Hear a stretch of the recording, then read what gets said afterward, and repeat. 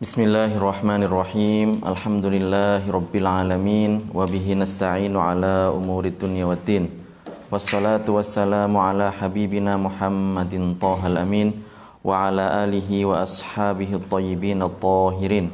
Rabbi shrah li sadri wa yassir li amri wahlul 'uqdatam min lisani yafqahu qawli. Alhamdulillah, kita telah sampai pada kajian kitab As-Sirat Al-Mustaqim karangan Al-Imam Al-Harari, Asy-Syaikh Abdullah Al-Harari rahmatullahi alaih, sesi ke-7. Kita akan melanjutkan kajian sebelumnya, yaitu mengenai beberapa pengecualian dari kufur perkataan, yaitu kondisi-kondisi di mana orang yang mengatakan perkataan kufur, maka dalam kondisi ini tidak dihukumi keluar dari agama Islam.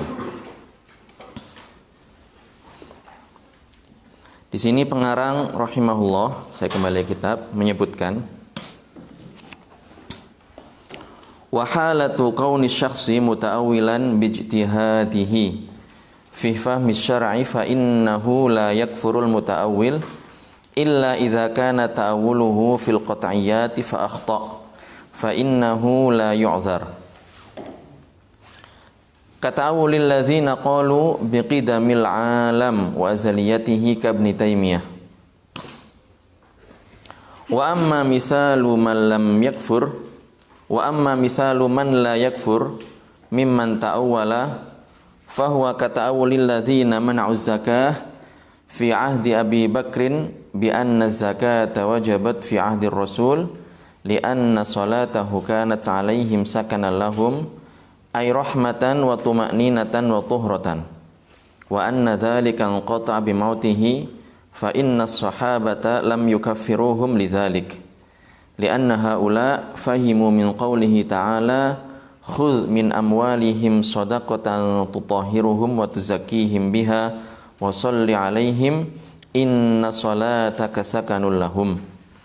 Annal murada min qawlihi khudh ayya Muhammad az-zakah litakuna idza dafa'uha ilaika sakanan lahum wa anna hadza la yahsulu ba'da wafatihi fala yajibu alaihim daf'uha li'annahu qad mat wa huwa al-ma'mur bi akhdhiha minhum wa lam yafhamu anna al-hukma 'amun fi hali hayatihi wa ba'da mautihi wa inna ma qatalahum Abu Bakrin kama qatalal murtaddin alladzina taba'u Musailimatal kadzdzab fi da'wahu nubuwata li'annahu ma kana yumkinuhu ay ya'khudha minhum qahran biduni qital li'annahum kanu zawi quwwatin fatturra ilal qital.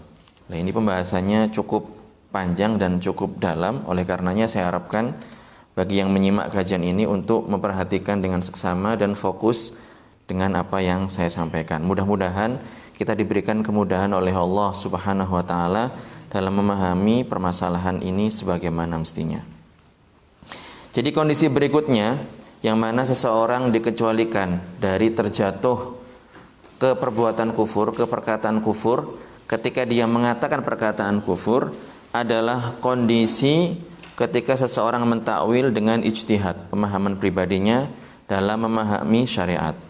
Sebagaimana dikatakan oleh pengarang, ini kondisi yang kelima, wa halatu kauni syakhsi, kondisi seseorang muta'awwilan bijtihadihi, mentakwil dengan ijtihad, dengan pemahaman pribadinya, fi fahmi syar'i, dalam memahami syariat. Jadi dalam kondisi ini secara umum seseorang tersebut ketika mengatakan perkataan tidak dikafirkan, ya, sebagaimana penjelasan yang akan kita sebutkan. Jadi kadang seseorang itu ingin memahami ayat, memahami hadis, ya, dia memahami dengan pemahaman dia pribadi, dengan pemaknaan dia pribadi, ya, dia mengira makna ayatnya seperti itu, makna hadisnya seperti itu, padahal kenyataannya makna ayatnya tidak seperti itu, makna hadisnya tidak seperti itu, sehingga dia mengatakan berdasarkan pemahaman pribadinya. Lah, dalam kondisi seperti ini disebut dengan perbuatan seperti ini disebut dengan takwil dengan ijtihad, dengan pemahaman pribadi. Dalam kondisi seperti ini, secara umum di sini disebutkan tidak sampai jatuh kepada kekufuran. Makanya di sini pengarang mengatakan fa innahu la yakfurul muta'awwil. Dalam kondisi seperti ini, orang yang mentakwil tadi tidak dihukumi kafir keluar dari agama Islam. Jadi orang yang mentakwil ini ya, sehingga dia mengatakan hal yang tidak sesuai dengan makna ayat atau makna hadis berdasarkan pemahaman pribadinya, nah ini disebut dengan takwil, maka di sini dia tidak dihukumi keluar dari agama Islam.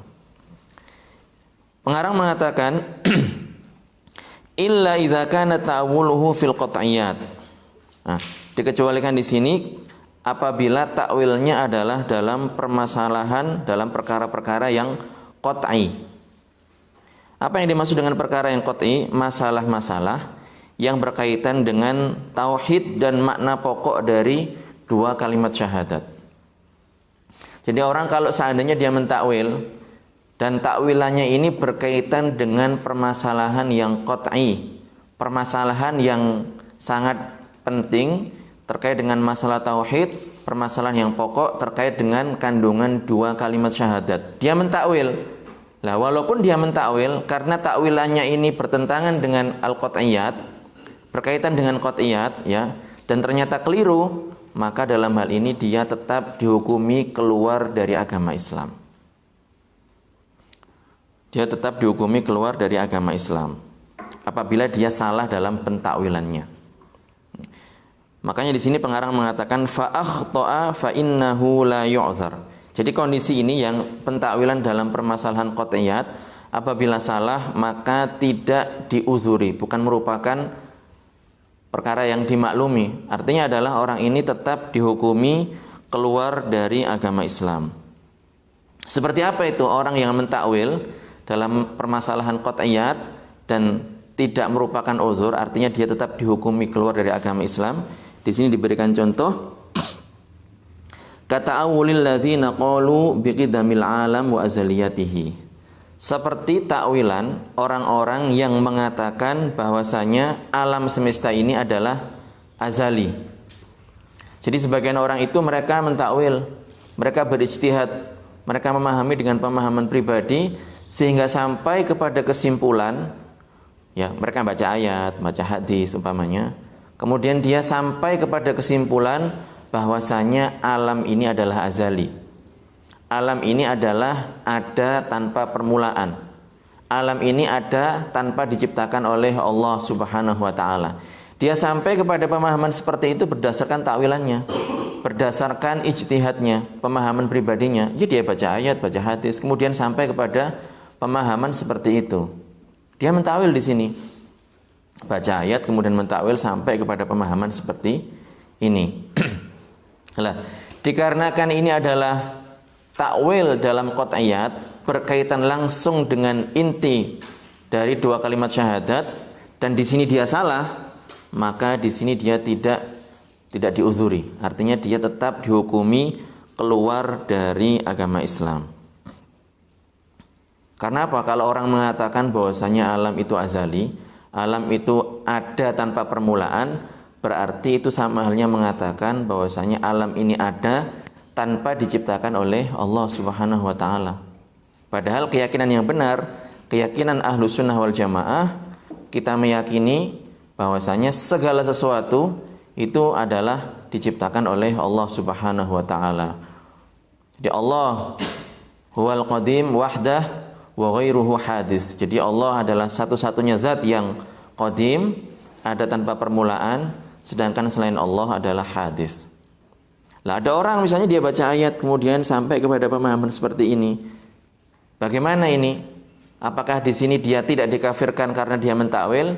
Jawabannya adalah dia tetap dikafirkan walaupun dia mentakwil, walaupun dia berijtihad dengan pemahaman pribadinya. Kenapa?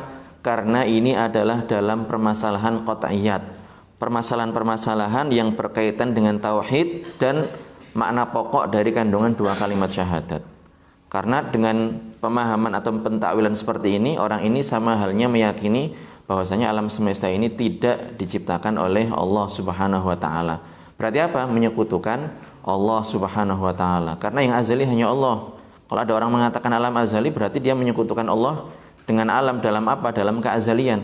Dalam hal tidak ada tanpa permulaan. Oleh karenanya orang seperti ini tetap dikafirkan.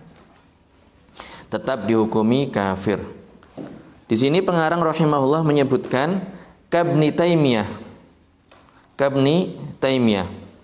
Jadi contoh atau tokoh yang terjatuh dalam permasalahan ini, yang mentakwil dan mengatakan bahwasanya alam ini azali, adalah Ibnu Taimiyah. Ibnu Taimiyah ini adalah tokoh yang kontroversial, yang diperdebatkan di kalangan orang-orang di masanya. Jadi Ibnu Taimiyah ini adalah orang yang didebat oleh banyak ulama, ditentang oleh banyak ulama yang semasa dengan dia dan juga yang setelahnya. Karena apa? Punya banyak penyimpangan dan penyelewengan, banyak sekali kesesatan yang disebutkan oleh Ibnu Taimiyah. Di antaranya ini permasalahan keazalian alam ini. Dia mengatakan bahwasanya alam ini jenisnya azali, afrodnya hadis, seperti itu. Nah, Ibnu Taimiyah siapa yang dimaksudkan di sini? Ibnu Taimiyah yang dimaksudkan di sini adalah Ibnu Taimiyah Al-Hafid. Jadi dia cucu karena dia punya kakek, sebutannya juga sama, Ibnu Taimiyah. Ahmad bin Abdul Halim. Namanya Ahmad bin Abdul Halim Al-Harrani. Dan Ibnu Taimiyah ini suka sekali menisbatkan, mengafiliasikan dirinya ke madhab Ahmad bin Hanbal, Al-Imam Ahmad bin Hanbal. Dia mengaku mengklaim bahwasanya dia adalah pengikut Al-Imam Ahmad bin Hanbal. Kalau Al-Imam Ahmad bin Hanbal, beliau seorang ulama, seorang pemilik madhab dan pendiri madhab Hambali, murid dari Imam Asy-Syafi'i radhiyallahu anhuma. Beliau seorang yang mulia, seorang imam yang agung, seorang imam yang merupakan tokoh Sunni di masanya, dan beliau ini adalah seorang yang menginspirasi dalam hal ketegaran dan kesabarannya dalam mempertahankan kebenaran. Karena beliau ini pernah disiksa oleh pemerintah di masanya. Namun demikian pun beliau tidak gentar. Beliau tetap mempertahankan akidah Ahlussunnah wal Jamaah. Siapa yang ingin tahu tentang sepak terjang dan betapa gigih perjuangan beliau dalam mempertahankan akidah Ahlussunnah, silakan dibaca biografi beliau. Jadi dua tokoh ini adalah dua tokoh yang sangat berbeda. Satunya seorang imam, seorang yang agung, seorang tokoh Sunni, Al-Imam Ahmad bin Hanbal. Sedangkan satunya lagi adalah tokoh Mujassimah, dilulukan oleh kelompok Mujassimah, orang-orang yang meyakini bahwasanya Allah adalah jisim. Diagung-agungkan oleh orang-orang Wahabi. Dan pengakuannya dia adalah pengikut Ahmad bin Hanbal, padahal sangat bertentangan sekali, sangat kontras sekali. Oleh karenanya harus diperhatikan, jangan sampai kita terpedaya dengan apa yang mereka sebutkan. Jadi Imam Ahmad bin Hanbal bukan seorang mujassim. Kemudian Ahmad bin Taimiyah atau Ibnu Taimiyah ini juga bukan seorang Ahlussunnah wal Jamaah. Kemudian di sini disebutkan contoh orang yang tidak dikafirkan. Tadi di pembahasan awal sudah kita sebutkan bahwasanya orang yang mentakwil ya dengan pemahaman pribadinya, entah pada ayat, pada hadis, kemudian salah, apabila itu bukan dalam qat'iyat, itu kan tidak dikufurkan, tidak dikafirkan. Contohnya seperti apa? Nah, ini akan diberikan contoh. Contoh orang yang mentakwil dalam permasalahan selain qat'iyat dan tidak dikafirkan. Bagaimana contohnya? Di sini pengarang rahimahullah menyebutkan, wa amma misalu man la yakfur. Adapun contoh orang yang tidak kafir, tidak dikafirkan. Mimman ta'awwala, dari orang-orang yang mentakwil, artinya melakukan perbuatan takwil ya, berdasarkan pemahaman pribadinya memahami ayat atau hadis, kemudian salah. Tapi bukan dalam permasalahan qat'iyat, sehingga dia tidak dikafirkan. Jadi pentakwilannya ini menyelamatkan dia dari dihukumi kafir. Contohnya seperti apa? Fahuwa kata'awulil ladzina mana'uz zakah. Ini adalah seperti takwilnya orang-orang yang membangkang, tidak mau membayar zakat. Kapan? Bukan zaman sekarang. Di sini dikatakan fi ahdi Abi Bakrin, pada masa khilafah Abu Bakar As-Siddiq. Jadi kita tahu hukum sekarang ini sudah terkenal bahwasanya membayar zakat hukumnya adalah apa hukumnya? Wajib. Membayar zakat ini hukumnya wajib. Ya, kalau ada orang mengatakan tidak wajib, menentang, dia kufur. Tapi pada masa itu hukum ini belum terkenal. Belum terkenal di kalangan umat pada saat itu bahwasanya membayar zakat ini hukumnya adalah wajib. Sehingga sebagian orang membaca ayat, kemudian dia memahami dengan pemahaman pribadi, mentakwil dan sampai kepada kesimpulan bahwasanya zakat tidak wajib. Ini takwilan ini. Mengatakan perkataan yang bertentangan. Tetapi karena dia mentakwil dan pada masa itu memang hukumnya belum terkenal, sehingga walaupun dia mengatakan tidak wajib membayar zakat itu, maka dia tidak dihukumi keluar dari agama Islam. Makanya di sini katakan kata awulil ladzina mana'uz zakah, seperti takwilan orang-orang yang tidak mau membangkang membayar zakat fi ahdi Abi Bakrin, di masa sahabat Abu Bakar As-Siddiq ketika beliau menjabat menjadi khalifah. Kita tahu bahwasanya sahabat Abu Bakar As-Siddiq ini beliau menjadi khalifah kapan? Setelah wafatnya Rasulullah SAW. Mereka mentakwil, mereka mengira, mereka menganggap bi anna zakata wajabat fi ahdi Rasul. Takwilannya seperti apa itu? Pemahaman pribadi mereka itu seperti apa? Mereka beranggapan bahwasanya zakat itu hanya wajib di masa Rasulullah sallallahu alaihi wasallam.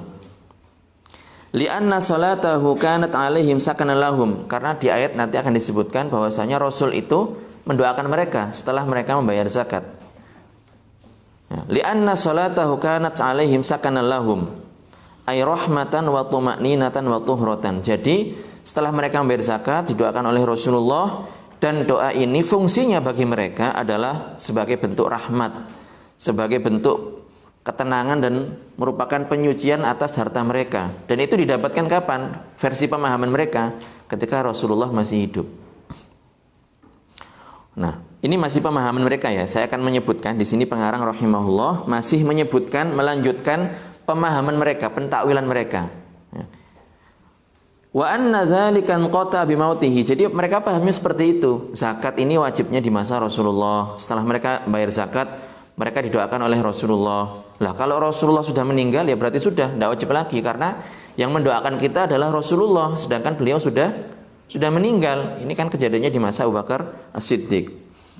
Nah, fa inna sahabata lam yukaffiruhum lidzalik. Nah, jadi karena mereka pemahamannya seperti itu, orang-orang yang membangkang bayar zakat di masa Abu Bakar As-Siddiq, ya para sahabat ya yang ada pada masa itu, mereka tidak mengkafirkan orang-orang yang enggan membayar zakat. Karena pemahamannya seperti itu. Nah, karena takwil tadi itu.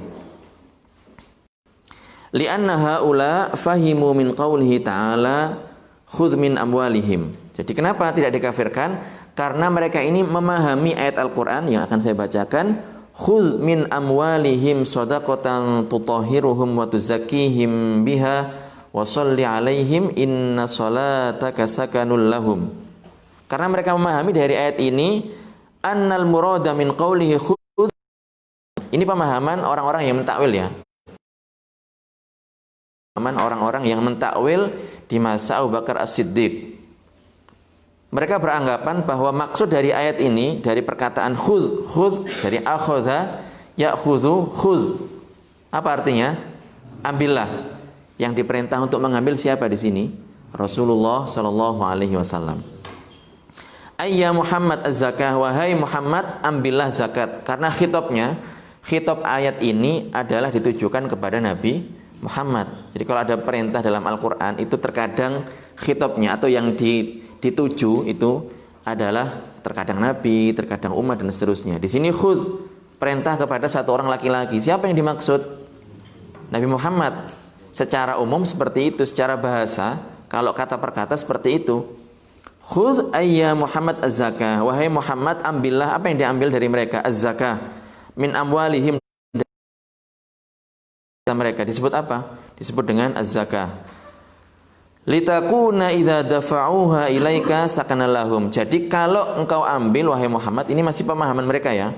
Kalau engkau ambil dari mereka, dan setelah mereka membayarkan menunaikan zakat kepadamu, maka itu akan menjadi sakanallahum, akan menjadi tadi rahmah, menjadi rahmat, menjadi ketenangan, menjadi penyucian terhadap harta mereka.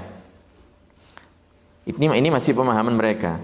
Wa anna hadza la yahsulu ba'da wafatihi. Mereka pahami seperti itu. Ini yang diperintahkan adalah Rasulullah.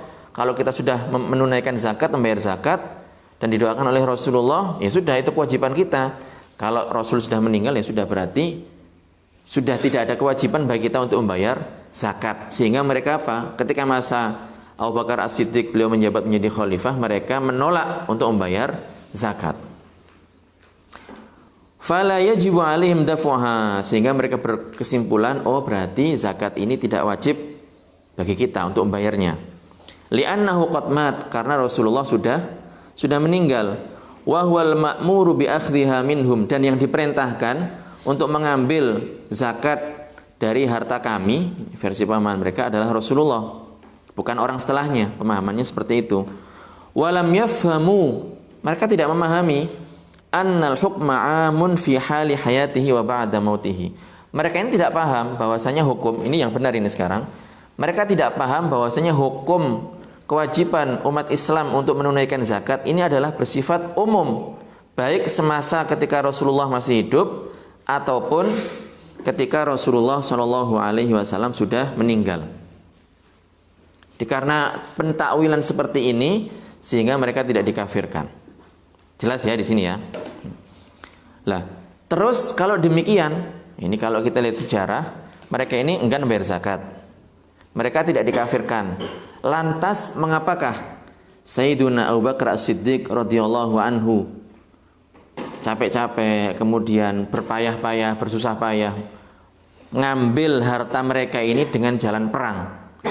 Mungkin orang bertanya, loh, kenapa kok nggak dihukumi kafir? Bukankah Sayyidina Abu Bakar As-Siddiq ini, beliau pada saat menjadi khalifah ini memerangi orang-orang yang enggan membayar zakat? Itu bukannya menunjukkan kalau mereka ini dihukumi kafir, keluar dari agama Islam? Jawabannya adalah tidak. Bukan dikarenakan mereka kafir, bukan. Bukan dikarenakan mereka ini keluar dari agama Islam dengan mereka enggan membayar zakat, bukan. Bukan karena itu. Bukan dikarenakan itu. Terus kenapa? Nah, di sini dijelaskan oleh pengarang rahimahullah. Wa innama qatalahum Abu Bakrin kama qatalal murtaddin. Jadi kalau kita lihat sejarah, Abu Bakar As-Siddiq itu setelah wafatnya Rasulullah Shallallahu alaihi wasallam, ya biasa, masa transisi, masa perpindahan dari sebelumnya dipimpin oleh Rasulullah, ya. Kemudian setelahnya ini digantikan oleh Khalifah Abu Bakar As-Siddiq. Ini namanya masa transisi perpindahan. Ada beberapa kekacauan yang terjadi pada masa itu. Termasuk diantaranya adalah munculnya nabi-nabi palsu, orang-orang yang benar-benar murtad, kemudian sebagian orang yang enggan membayar zakat. Semuanya ini diperangi oleh Abu Bakar As-Siddiq. Kalau nabi-nabi palsu jelas, ini jelas mereka hukumnya kafir, keluar dari agama Islam. Orang-orang yang membenarkan juga sama, hukumnya keluar dari agama Islam. Tetapi untuk orang yang enggan membayar zakat ini hukumnya lain. Mereka tidak hukumnya keluar dari agama Islam, tapi sama-sama diperangi. Kenapa? Lain jawabannya. Wa innama qatalahum Abu Bakrin kama qatalal murtaddin alladzi taba'u Musailimatal kadzab fi da'wahu nubuwah li'annahu ma kana yumkinuhu ay ya'khudha minhum qahran biduni qital.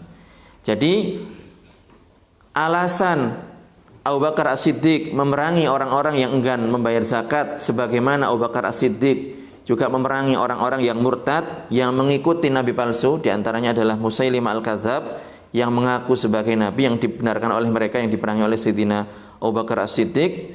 Alasannya kenapa kok sama-sama diperangi, ya? Kenapa orang yang enggan membayar zakat ini diperangi? Li'annahu ma kana yumkinuhu ay ya'khudha minhum qahran. Karena apa? Tidak memungkinkan untuk mengambil zakat dari mereka kecuali dengan jalan perang, jalan paksa. Jadi mereka ini punya kewajiban untuk bayar zakat. Kemudian khalifah juga punya kewajiban untuk mengambil zakat dari harta zakat dari mereka. Dan mereka tidak mau bayar zakat.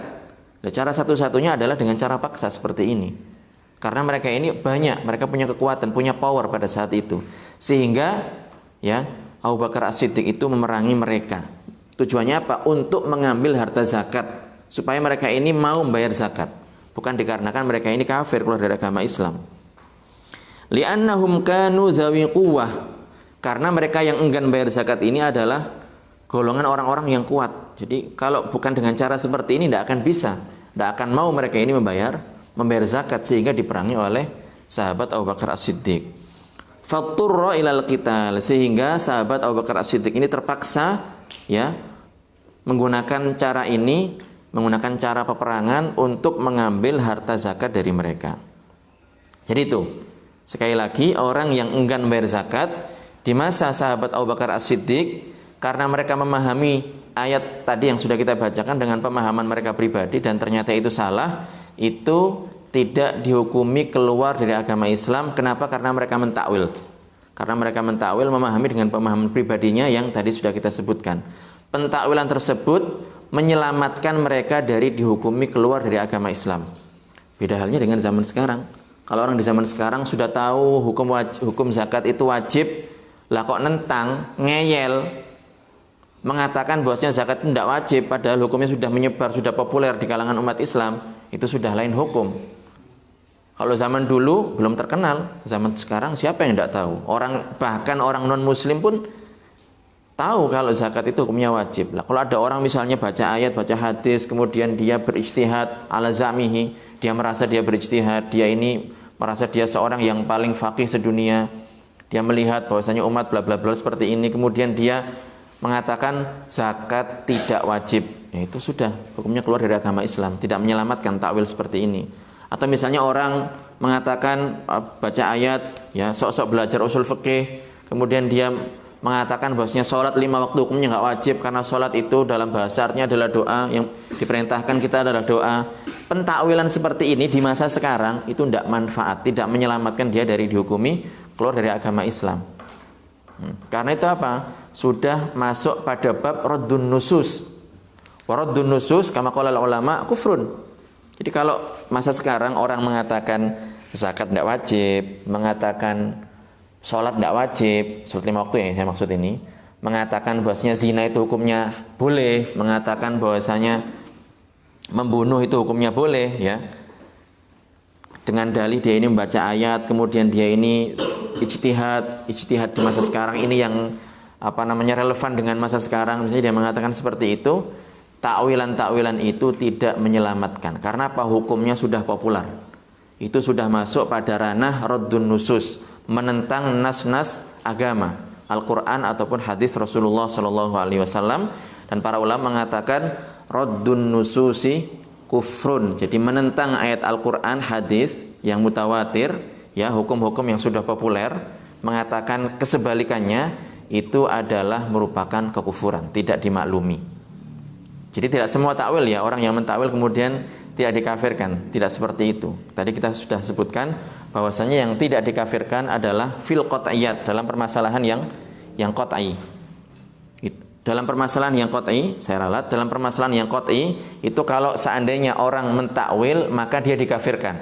Adapun dalam selain qat'iyat, kalau mentakwil maka tidak dikafirkan. Nah, berikutnya saya akan lanjutkan. Di sini disebutkan contoh yang lain. Contoh orang yang mentakwil tetapi tidak dikafirkan. Ini kita sudah menyebutkan beberapa kasus, sudah 2 ya. Tadi permasalahan azaliyat al-alam, kitabul alam wa azaliyatihi. Jadi keazalian alam itu permasalahan yang pertama, itu contoh orang yang dikafirkan karena dia mentakwil, karena takwilannya dalam qat'iyat. Contoh yang kedua adalah orang yang mentakwil dalam selain qat'iyat, ya, yaitu yang mengatakan bahwasanya zakat tidak wajib sehingga mereka menentang bayar zakat, ya, di masa itu dalam selain qat'iyat.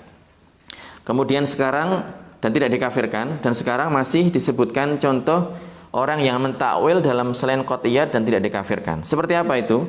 Di sini pengarang mengatakan wa kadzalika. Wa kadzalika maksudnya adalah ai la yakfur, tidak dikafirkan atau tidak kafir. Alladzina fassaru qaulallahi ta'ala, orang-orang yang menafsirkan maksudnya dia mengatakan dengan pemahaman pribadinya, ya, bukan berarti dia ahli tafsir. Ini tafsir secara bahasa di sini. Qaulallahi ta'ala, firman Allah Subhanahu wa ta'ala, fahal antum muntahun. Fahal antum muntahun, bi annahu takhirun wa laysa tahriman lil khamri fasharibuha. Saya baca dulu. Li anna Umara ma kafarahum wa inna ma qala ijliduhum samanina samanin summa in adu faqtuluhum. Intaha rawahu Ibnu Abi Syaibah. Jadi contoh yang berikutnya, orang yang mentakwil dalam permasalahan selain qat'iyat dan tidak dikafirkan adalah orang yang menafsirkan firman Allah Subhanahu wa taala. Menafsirkan di sini memahami dengan pemahaman pribadi. Firman Allah Subhanahu wa taala, "Fahal antum muntahun." Ayat ini kalau kita terjemahkan letterlek ya secara harfiah itu hal, tahu artinya hal ya. Hal artinya apakah antum kalian muntahun adalah termasuk orang-orang yang berhenti mengerjakan dari minum khamr maksudnya. Nah, mereka memahami dari ayat ini bi annahu takhir, bahwasanya ini adalah pilihan. Kamu sudah berhenti. Mereka pahamnya itu apa dari ayat ini? Kalau mau silakan berhenti, kalau mau silakan lanjut dalam hal masalah minum khamr. Mereka pahamnya seperti itu. Jadi ini kan ayat tentang larangan untuk minum khamr, keharaman minum khamr ini kan enggak langsung seketika khamr haram gitu kan, tapi secara bertahap. Kemudian ayat yang terakhir turun terkait masalah haramnya minum khamr adalah ayat ini. Dan dari sini kalau orang paham ya runutan permasalahan akan tahu bahwasanya sudah hukum minum khamr adalah haram. Tapi nyatanya ada sebagian yang masih belum memahami. Mereka mengira khamr itu masih sekedar himbauan saja, nggak boleh minum khamr. Kalau mau silahkan, hukumnya tidak haram. Sebagian memahami seperti itu. Nah, jadi mereka memahami dari ayat ini bahwasanya minum khamr itu adalah pilihan. Kalau dia mau berhenti silahkan, kalau tidak berhenti mau lanjut minum khamr terus ya silahkan. Mereka pemahamnya seperti itu. Pada masa itu, bukan masa sekarang. Karena pada masa itu sekali lagi hukumnya belum sepopuler masa sekarang. Walaysa tahriman lil khamri. Jadi mereka nggak paham bahwasanya ini merupakan pengharaman tentang pengharaman untuk minum khamr. Mereka tidak paham itu. Fasyaribuha, sehingga mereka masih terus meminum khamr. Jadi mereka ini tidak dikafirkan. Buktinya adalah di sini dikatakan li anna Umar makafarahum. Umar radhiyallahu anhu ketika mendapati orang yang masih minum khamr di zamannya dan dia memahami ayat dengan pemahaman pribadi seperti ini, itu tidak dikafirkan oleh Sayyidina Umar bin Khattab. Tidak dikafirkan artinya ya tidak dibunuh, karena kalau orang murtad itu konsekuensinya itu dibunuh. Tapi tidak dibunuh oleh Sayyidina Umar, hanya dijilid, hanya dipukul. Wa inna maqal ijliduhum samanina samanin. Tetapi pada masa Umar itu orang yang minum khamr ya dengan pemahaman seperti ini itu hanya dijilid sebanyak 80 kali. Ini tambahan dari Sayyidina Umar, karena kalau yang kita pelajari dalam mazhab Syafi'i itu seharusnya yang dijilid itu kalau orang merdeka berapa kali? Berapa kali? 40 kali. 40 kali gitu. Tetapi ini ditambahi oleh Umar karena beliau seorang khalifah, beliau punya wewenang untuk menambahkan seperti itu. Artinya adalah tidak dikafirkan oleh Sayyidina Umar. Jadi kalau mendapati orang minum khamr, pemahamnya seperti ini, nggak dikafirkan, nggak dibunuh, nggak dieksekusi, enggak. Tetapi hanya dijilid sebanyak 80 kali.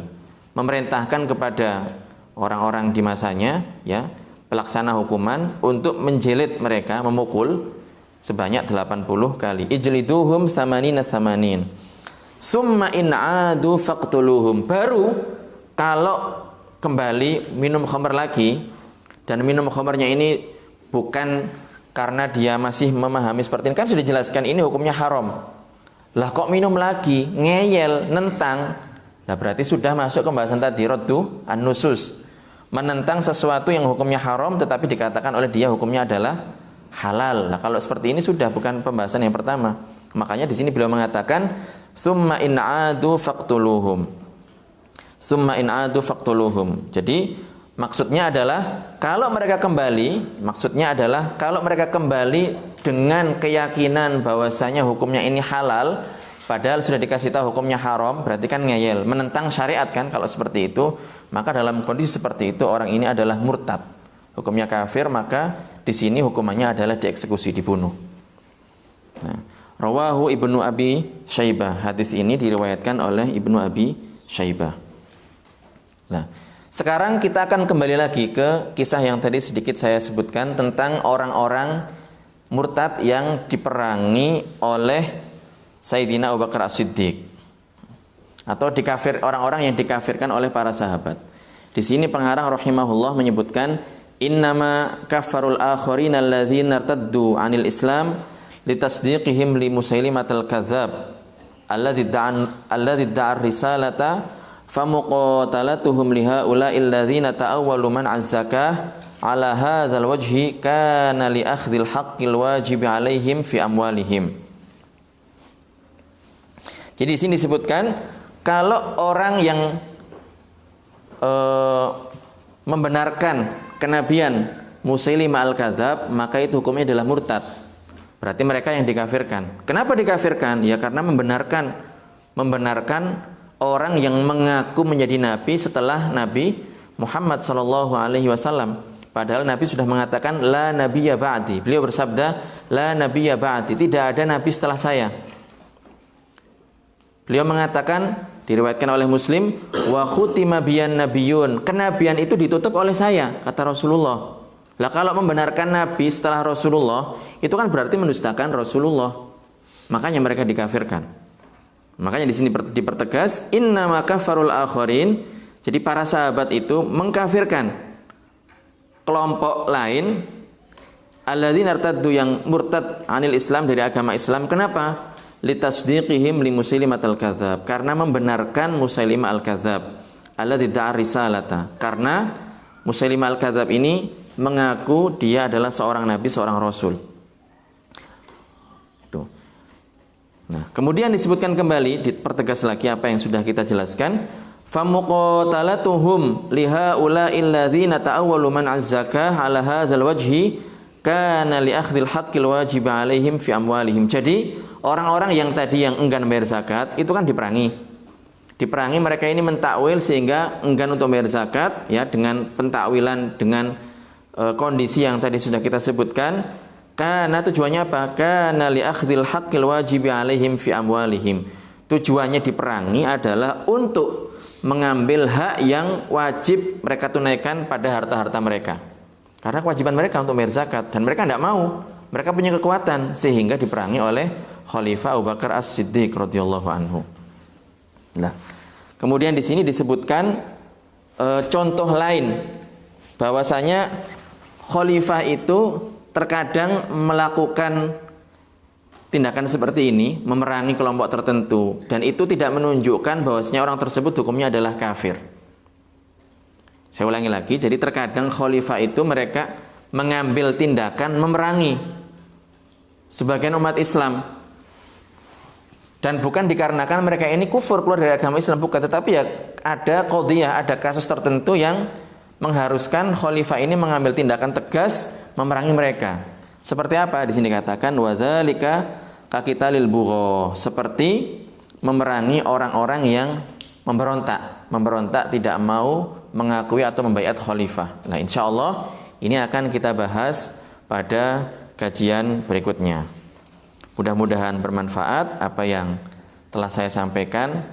Jadi ini adalah beberapa pengecualian dari kufur perkataan, karena setelah ini pengarang rahimahullah akan menjabarkan, akan meluaskan permasalahan ke permasalahan yang lain yang ada kaitannya tetapi sudah jauh. Oleh karenanya ini menurut saya penting untuk kita persiapkan terlebih dahulu sebelum kita bahas lebih dalam. Jadi saya harapkan untuk para pencinta ilmu, baik yang hadir di sini di hadapan saya maupun yang mengikuti di tempat lain, untuk mempersiapkan kajian kitab As-Sirat Al-Mustaqim sesi yang ke-8, untuk mempersiapkan membaca terlebih dahulu biar nanti ketika saya sampaikan penjabaran mengenai permasalahan ini memahami permasalahan sebagaimana mestinya.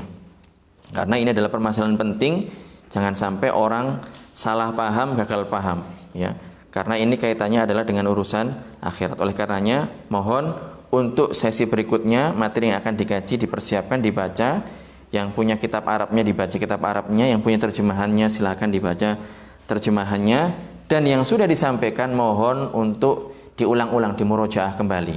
Dan apabila ada yang belum paham, bisa ditanyakan ke para asatidz Yayasan Syahamah langsung apabila dekat dengan tempat tinggal para jamaah sekalian, atau bisa juga ditulis di kolom komentar di video ini. Mudah-mudahan bermanfaat, mudah-mudahan kita semuanya mendapatkan rahmat dan pertolongan dari Allah Subhanahu wa taala, diberikan pemahaman yang sempurna terkait ilmu agama, kesempatan dan kesemangatan untuk senantiasa mengaji, untuk belajar, untuk mengajarkan ilmu yang sudah kita pelajari dan mengamalkannya. Hadanallahu wa iyyakum ajma'in. Barakallahu fikum. Wassalamualaikum warahmatullahi taala wabarakatuh.